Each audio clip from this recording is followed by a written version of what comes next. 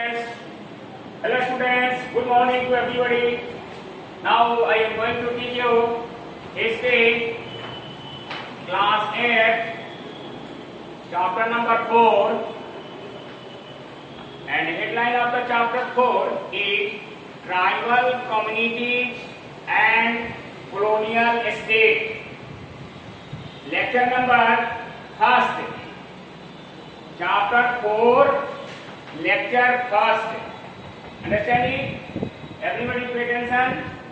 तो हेडलाइन है tribal community and the colonial state को आज हम देखेंगे। ट्राइबल कम्युनिटी जो होता है, आप जानते हैं ट्राइबल कम्युनिटी होता क्या है, इसके बारे में आपको मालूम होगा। ट्राइबल कम्युनिटी को हम डिफाइन करने जा रहे हैं। Everybody pay attention on black board. Tribal community, what is tribal community? Tribal community होता क्या है? तो tribal communities, such communities who live in forest or nearby forest and depend on the forest product and live on the forest product, they are called the tribal community.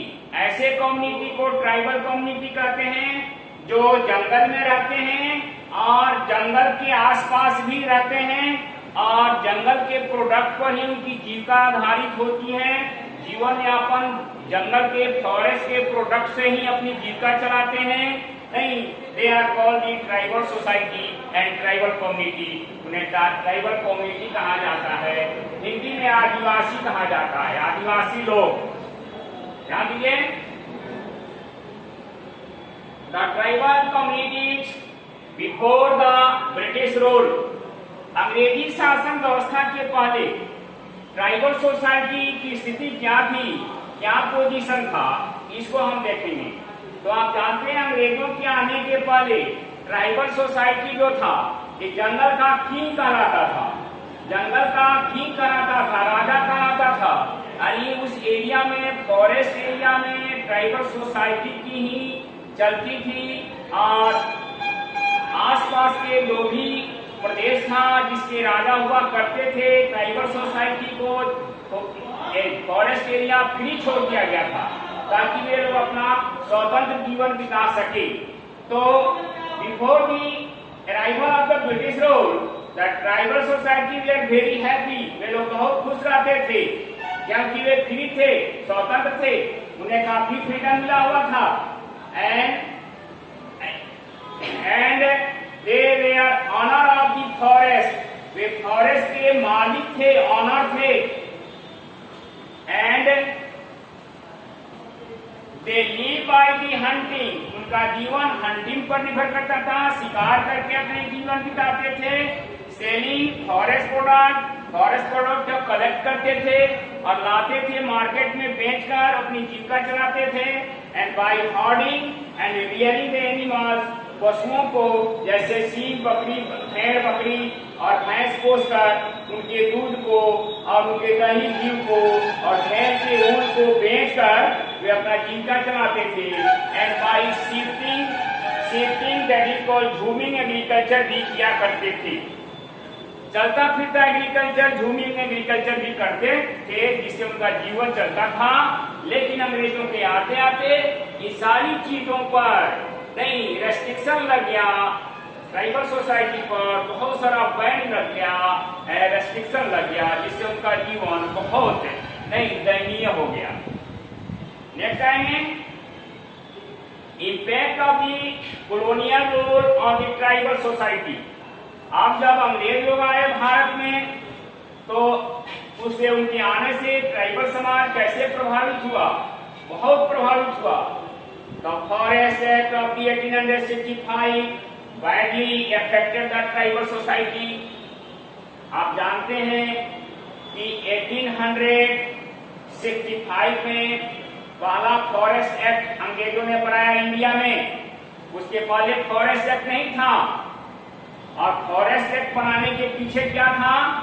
तो British east India company ने एक German forest expert whose name was Dietrich Brandis was invited for the advice about the forest land east India company ने एक German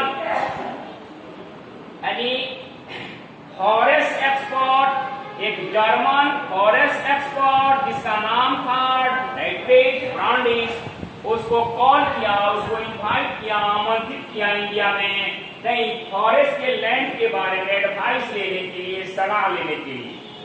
तो जैसे ही डाइट्रेट Brandeis आया, आपको 1864 में आया, तो आते ही उसने फॉरेस्ट को एक सेपरेट डिपार्टमेंट बना दिया, फॉरेस्ट डिपार्टमेंट बना दिया, जबकि उसके पहले फॉरेस्ट डिपार्टमेंट नाम की कोई चीज नहीं थी। और दूसरे ही साल 1865 में उन्होंने फॉरेस्ट एक्ट को इंट्रोड्यूस किया और उसे पास करा दिया कंपनी से, ठीक है। तो जब फॉरेस्ट एक्ट बन गया, तो एक फॉरेस्ट एक्ट ने ट्राइबल सोसाइटी को बहुत अफेक्टेड किया, बहुत प्रभावित किया, बैडली प्रभावित किया। And Brandis introduced the scientific forestry in the place of the old natural forest system, जो हमारी सदियों से चली आ रही फॉरेस्ट सिस्टम था।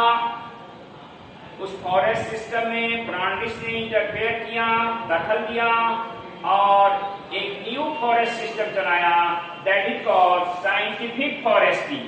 साइंटिफिक फॉरेस्ट्री, उन्होंने साइंटिफिक फॉरेस्ट्री को स्टार्ट किया। साइंटिफिक फॉरेस्ट्री था क्या? तो पुराने जो प्लांट थे फॉरेस्ट के अंदर, नेचुरल प्लांट को उसको कटिंग कराया और कटिंग कराकर उसकी जगह सिंगल क्वालिटी का प्लांट रो में, कतार में लगवाना शुरू किया। जैसे rubber plant, T plant, coffee plant लगाना शुरू किया। Plantation system, that is called economical plantation system start किया, ताकि उससे इनकम हो सके, पैसा आ सके। अंग्रेजों को केवल पैसे से मतलब था। Administration of the tribal area, आप देखिए ट्राइबल एरिया, फॉरेस्ट एरिया जो फ्री फ्रॉम द एडमिनिस्ट्रेशन था, अब उसमें भी एडमिनिस्ट्रेशन दखल देने लगी, British administration. Tribal had to pay land revenue as well as restricted for the interest in the forest for the grazing their cattle, hunting and collecting forest product।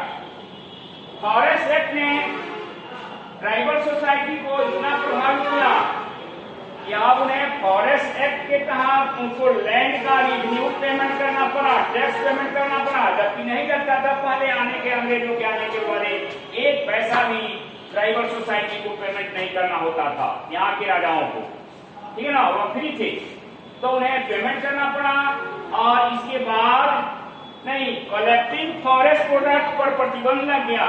Forest के सामान नहीं ला सकते थे, अपनी भेड़ बकरियों को जंगल में नहीं चरा सकते थे, प्रतिबंधित कर दिया गया। लैंड सेटलमेंट, इसके बाद अंग्रेजों ने फॉरेस्ट के लैंड को सेटलमेंट करना शुरू किया। बड़े बड़े मनी लेंडर, बड़े बड़े मर्चेंट्स को, जो पैसे वाले पार्टी था, जंगल खरीदना शुरू किया और अंग्रेजों ने जंगल को बेचना शुरू किया लैंड ओनर से। The east India company, British east India company introduced the land settlement. Land settlement शुरू किया एंड फॉरेस्ट वेयर क्लियर, जंगल को काटा गया, साफ किया गया। And scientific agriculture also started, scientific agriculture start किया गया। लैंड रिव्यू आल्सो इम्पोज, और लैंड रिव्यू इम्पोज किया गया, लागू किया गया। अंडरस्टैंडिंग? आप देखेंगे पांचवा है system of the cash economic. आप जंगल में सिस्टम चलाया कि ऐसा प्लांट रोका जाए जो नकदी पैसा उसे, उसके माध्यम से नकदी पैसा आवे। तो British east India company, the British English East India Company introduced a cash economic in the tribal society। Tribal area में कैश इकोनॉमिक स्टार्ट किया। एज ए रिजल्ट, परिणाम स्वरूप a group of merchants, money lender settle down in the tribal area. जंगली area में आप बड़े बड़े धनी लोग पैसे की कीमत पर जमीन खरीदकर, जैसे मनी लेंडर, मर्चेंट्स जमीन खरीदकर जंगल का, अंग्रेजों से जमीन खरीदकर वहां rubber plantation, coffee plantation, tea plantation लगाना शुरू किया। और बिजनेस शुरू हो गया, कैश क्रॉप का बिजनेस स्टार्ट हो गया। And they rich person that is called money lender and merchants were called the भिक्षु। ये लोग भिक्षु कहलाने लगे, यानी ट्राइबल सोसाइटी जो था, जो जंगल का आदिवासी थे, वे लोग ये बाहर से जाकर वहां बसने वाले लोगों को भिक्षु कहने लगे। भिक्षु का मतलब होता है विदेशी, outsider. And plantation agriculture was introduce, plantation agriculture introduce किया गया। Rubber plantation, coffee plantation, tea plantation start किया गया। और इस प्लांटेशन से जो रॉ मटेरियल था जैसे रबर, तो इंडस्ट्री चलाने के लिए, इंग्लैंड में इंडस्ट्री चलाने के लिए इंग्लैंड एक्सपोर्ट किया जाने लगा, यानी भेजा जाने लगा, निर्यात किया जाने लगा। इस अंग्रेजों को काफी पैसा आमदनी आ गई। Rest next day, understand it, rest next day.